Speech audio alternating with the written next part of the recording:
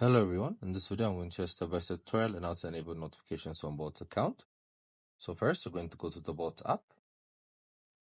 Then next you're going to click on the account section on the lower right corner. Then once you're here, you're going to scroll downwards and click on communication preferences. So there are almost 5 types of notifications. So you're going to click on each one of them and turn them on. They have email push notifications as well as SMS notifications.